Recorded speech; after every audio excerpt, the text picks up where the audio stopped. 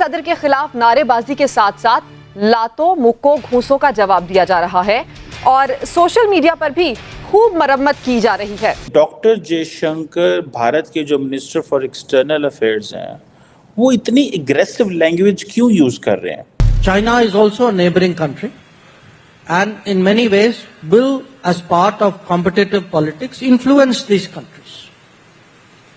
I don't think we should be scared of China. ज़ाहिर कमला Harris भी पहुंची हुई हैं, वहाँ पे ज़ेलेंस्की भी पहुंचे हुए हैं, वहाँ पे सऊदी जो foreign minister, Egyptian foreign ministers, ये सारे बहुत दुनिया वहाँ पहुंची हुई है। डॉक्टर जयशंकर जो है, अगर आप इंडियन से पूछेंगे तो they call it as an India way of diplomacy. America collapse हुआ, चाइना स्टिल क्राइसिस में है, चाइना का बैंक सिस्टम कोलैप्स हो गया, लेकिन इंडिया एक बहुत बड़ी पॉपुलेशन के साथ आगे बढ़ा है। कहा यह जा रहा है कि अगले 48 घंटों में 3 चीज़ें हो सकती हैं। क्या चीज़ें हो सकती हैं, अल्लाह ताला खैर करे। कहा जा रहा है जनाब इमरजेंसी लग सकती है, मार्शल लॉ लग सकता है, या फिर दोबारा इलेक्शन हो सकते हैं, सूरत हाल ख़राब हो चुकी है। Doctor Jaishankar is very tough, हर बात ये कह रहा है। और किसी बंदे से तो मैंने ये भी सुना that doctor Jaishankar is known as India's Kissinger. अच्छे कपड़े पहन के कॉलेज यूनिवर्सिटी भी गया होगा, लेकिन ये हिंदू दुश्मनी, काफर, मुसलमान काफर, ये चीज़ इनके जहन, यानी ये लोग इतने डफर बना दिए गए हैं कि ये लिटरली ये समझते हैं कि अगर हम इस्लामी रसूमात की तरफ चले जाएं तो हम दिन दुगनी रात चौगनी तरक्की करेंगे, इलेक्ट्रिक व्हीकल्स पुड़म करेंगे तो यूं इलेक्ट्रिक व्हीकल्स निकलेंगे पीछे से, ये समझते हैं ये लोग।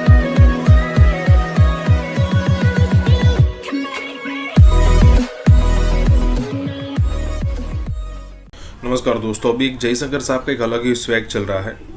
चाहे वो रशिया और यूक्रेन की वॉर में इंडिया का जो रशिया से ऑयल परचेस करना हो, या फिर कहे कि यूरोपियन पत्रकारों को जवाब देना हो, अमेरिकन पत्रकारों को जवाब देना हो, या फिर कहे कि इंडिया का स्टांस पूरी दुनिया के सामने रखना हो, अपनी फॉरेन पॉलिसी को यहाँ पर दुनिया के सामने रखना हो, हर किसी सिचुएशन में प्रधानमंत्री मोदी को फॉरेन रिलेशन में एक ऐसा यहाँ पर प्लेयर मिल गया है कि जो अब बहुत लंबा खेलने वाला है।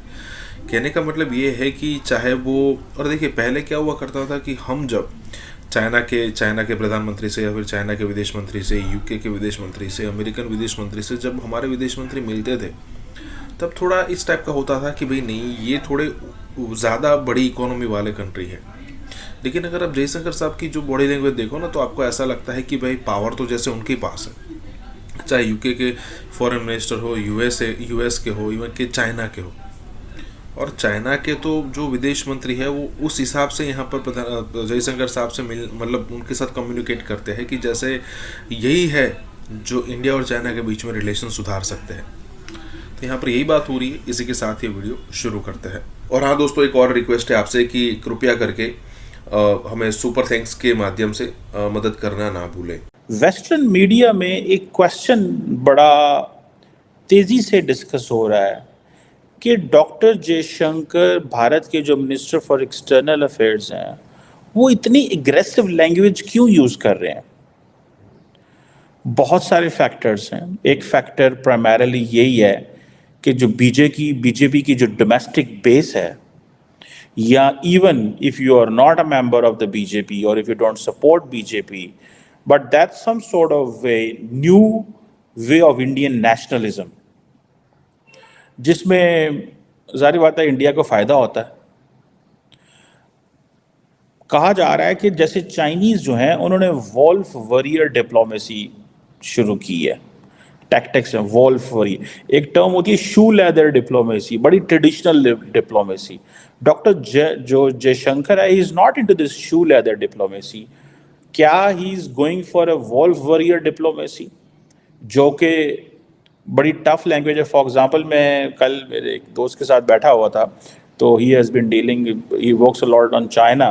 तो वो मुझे कह रहा था कि एक चाइनीज़ फॉरेन ऑफिस में किसी से पूछा, आई थिंक किसी अमेरिकन एडमिनिस्ट्रेशन के किसी, आई थिंक फॉरेन सेक्रेटरी ने कोई बात की ट्रम्प एरा में, तो उसने कहा कि वो तो ऐसे कह रहे हैं आपके बारे में। तो उसने कहा he is gone mad. Diplomats ऐसी लैंग्वेज इस्तेमाल नहीं करते। डॉक्टर जयशंकर इस तरह के लफ्ज़ इस्तेमाल नहीं करता, लेकिन डॉक्टर जयशंकर बड़ा टफ है, ठीक है जी। और जैसे फॉर एग्जांपल आपको याद होगा बिलावल भुट्टो जरदारी के बारे में उन्होंने कहा था spokes person of A terrorism industry, जब वो SCO कॉन्फ्रेंस पे गए थे। ये चीज़ें, ये जब मई में, पिछले साल मई में एससीओ की मीटिंग हुई थी, सो इंडिया होस्ट था, लेकिन उन्होंने माफ़ नहीं किया बिलावल को। बिलावल ने भी बड़ा कुछ कहा फिर, लेकिन बिलावल की और डॉक्टर जयशंकर की पोजीशन में फ़र्क है। Bilawal was a part time foreign minister, साल 1.5 साल के लिए। Jaishankar was a 5 years foreign minister. ठीक है जनाब, तो ये चीज़ें तो हैं, लेकिन क्यों है ऐसा? तो doctor Jaishankar is very tough, हर बात ये कह रहा है। और किसी बंदे से तो मैंने ये भी सुना that doctor Jaishankar is known as India's Kissinger. Henry Kissinger थे ना, इज़ अ वेरी स्टेट्समैन। ठीक है, वैसे हेनरी किसिंजर का जो इंटरव्यू ओरियाना फलाशी ने अपनी एक बुक थी द इंटरव्यू विद हिस्ट्री में किया है, यू वॉन्ट फाइंड उसकी करेक्ट करेक्टराइजेशन जो है वो कहीं भी नहीं आएगी। सो इंडिया जो है वो कहते हैं कि भाई वो अब एक इंडियन किसिंजर है, और एक टर्म बोली जाती है, और आई थिंक डॉक्टर जयशंकर भी अपने आप को यही कहते हैं, प्रैग्मेटिक रियलिस्ट। ठीक है, सो हार्ड कोर रियलिज्म पे यकीन करते हैं, लेकिन इन अ प्रैग्मेटिक वे। कई लोग आइडियलिस्ट होते हैं, कई लोग रियलिस्ट होते हैं। सो ये क्वेश्चन आता है कि भाई ये दे आर प्रैग्मेटिक रियलिस्ट, और जो प्रैग्मेटिक रियलिस्ट होते हैं मैं समझता हूँ वो सबसे ज़्यादा स्मार्ट होते हैं। प्रैग्मेटिक रियलिस्ट जो हैं वो बिल्कुल वो बुरे नहीं हैं, या उनकी वो नहीं है।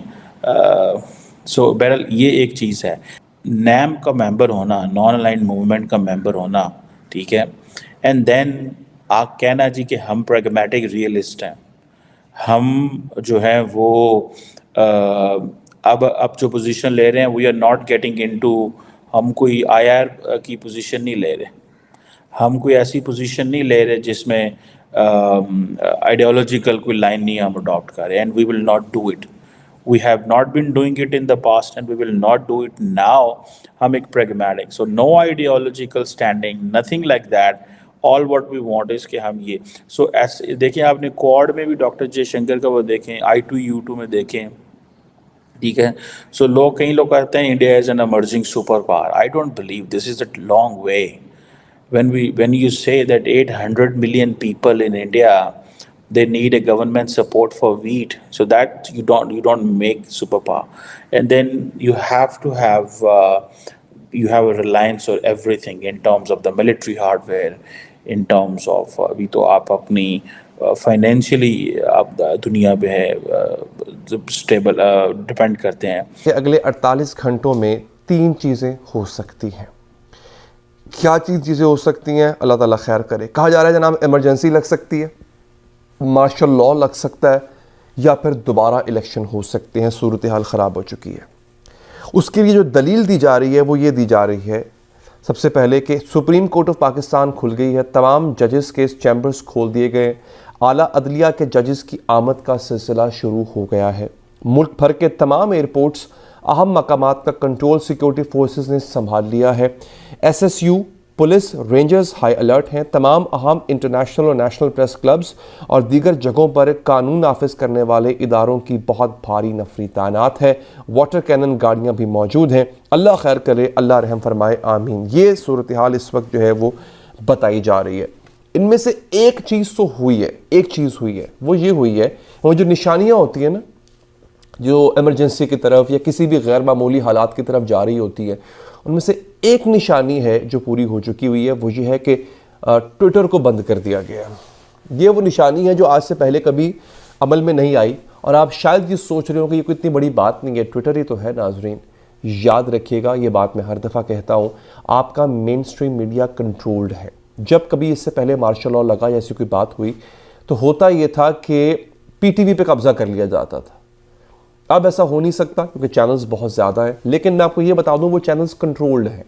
उन चैनल्स में इतनी हिम्मत नहीं है, इतना तप्पड़ नहीं है कि वो खुद से कुछ ऐसा कर सकें या हुक्म की खिलाफ वर्जी कर सकें। वो बिल्कुल कंट्रोल्ड है। मैं आपको वसूख से कह रहा हूँ। रह गया पीछे सोशल मीडिया। अब उस सोशल मीडिया में भी जो ट्विटर है वो एक ऐसी जगह है जहाँ पे आपके पाकिस्तान का हर सहाफ़ी बैठा हुआ है। जो खबर है वो शायद TV पर लेट पहुँचती हो, लेकिन वो ट्विटर के ऊपर, या X जिसे कहते हैं, उस पर सबसे पहले पहुंचती है। ट्विटर बंद है। ट्विटर पिछले 24 घंटे से बंद है।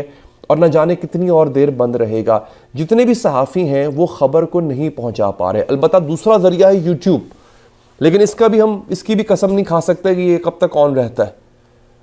ये जो सोशल मीडिया की बंदिश है और अभी तक कोई एक्सप्लेनेशन भी नहीं दी गई। ये नहीं बताया गया कि होगा क्या, क्यों बंद है, वजह क्या है इसकी, कुछ नहीं पता, लेकिन बंद है पाकिस्तान के अंदर।